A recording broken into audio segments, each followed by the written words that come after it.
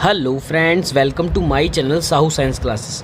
तो फ्रेंड्स, आज की वीडियो क्लास 11th के वालों के लिए बहुत ही ज़्यादा इंपॉर्टेंट होने वाली है कि आज की वीडियो में हम चैप्टर 4 सदिश विश्लेषण करने वाले हैं हमारी फिज़िक्स का।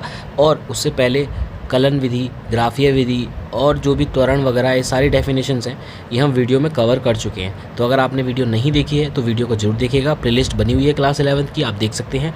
और आज की वीडियो को हम शुरू करते हैं और आज की वीडियो में अदिश सदिश अच्छे से हम पढ़ने वाले हैं। तो आइए शुरू करते हैं। सबसे पहले भौतिक राशि।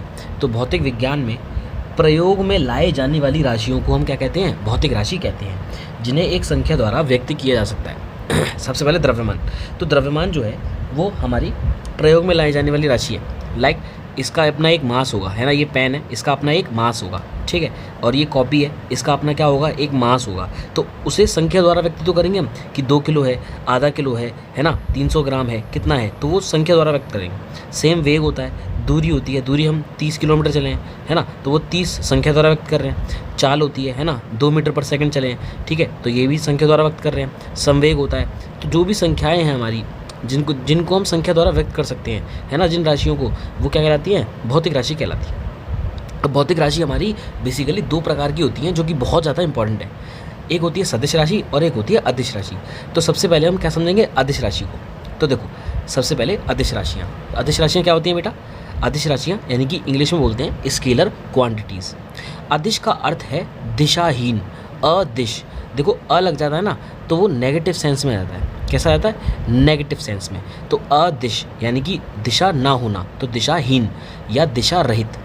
वे राशियाँ जिनमें केवल परिमाण होता है, दिशा नहीं होती, अदिश राशियाँ कहलाती हैं। अब देखो, परिमाण का मतलब क्या होता है? परिमाण का मतलब होता है आंकिक मान। क्या होता है? आंकिक मान या फिर न्यूमेरिकल वैल्यू।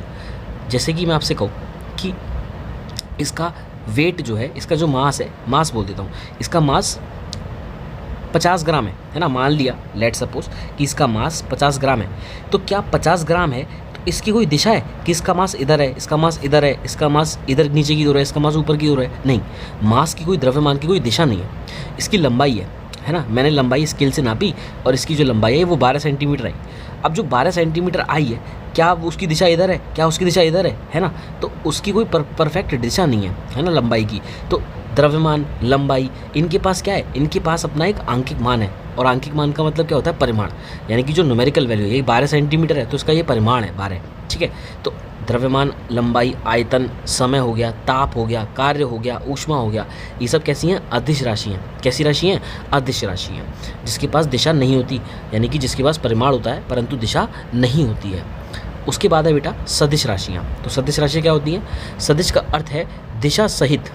सदिश का अर्थ पॉजिटिव आ गया, तो दिशा सहित। अतः वे भौतिक राशियाँ जिनमें परिमाण व दिशा दोनों होती हैं, जिनमें परिमाण व दिशा दोनों होती हैं तथा सदिश नियमों का पालन करती हैं। यहाँ पर आएगा सदिश योग के नियमों का। किसका? सदिश योग के नियमों का पालन करती हैं, सदिश राशियाँ कहलाती हैं। अब देखो, एक चीज़ तो हमने पढ़ ली कि वे भौतिक राशियाँ जिनमें परिमाण होता है और साथ में दिशा भी होती है, दोनों होती हैं तथा सदिश योग के नियमों का पालन करती हैं, सदिश राशियाँ कहलाती हैं। अब जब भी सदिश योग के नियम आएंगे, अभी आपको मैं समझाऊंगा, तब जाके ये वाली लाइन समझ में आएगी। अभी आप इतना समझ लीजिए कि वे भौतिक राशियाँ जिनमें परिमाण व दिशा दोनों होती हैं, ठीक है, क्या कहलाती हैं? सदिश राशियाँ कहलाती हैं। अब देखो, त्वरण हो गया, वेग हो गया, बल हो गया, विस्थापन हो गया, संवेग हो गया, भार हो गया। मैंने आपको विस्थापन पढ़ाया है, तो विस्थापन में ज़रूर देखिएगा कि विस्थापन में प्रॉपर मैंने डायरेक्शन बताई कि विस्थापन में डायरेक्शन कैसे होती है, ठीक है, दिशा कैसे होती है। तो इन त्वरण, वेग, बल, इन सब के पास क्या होता है? एक अपना हमारा परिमाण भी है उनके पास और एक दिशा भी है, ठीक है। तो इसलिए क्या हो जाएंगी? सदिश राशि हो जाएंगी। यह किसी भौतिक राशि में परिमाण तथा दिशा दोनों हो यदि, तो यह हमेशा नहीं होती, यह हमेशा सदिश नहीं होती। सदिश होने के लिए देखो, मैंने आपको बोला कि यदि उनके पास परिमाण और दिशा दोनों हैं तो अच्छी बात है, ये सदिश राशियाँ हो सकती हैं। लेकिन जो तीसरा है ना, सदिश नियमों का पालन करती हैं, सदिश योग के नियमों का पालन करती हैं, तो ये भी फॉलो करना चाहिए, है ना। अगर ये फॉलो नहीं करेंगे तो दिक्कत हो जाएगी, ठीक है।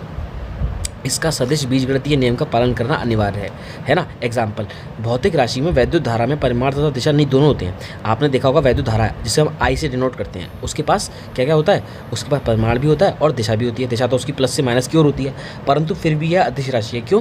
क्योंकि यह सदिश नियमों का पालन नहीं करती तो इस तरीके से हमने समझ लिया कि सदिश राशियाँ क्या होती हैं और अदिश राशियाँ क्या होती हैं।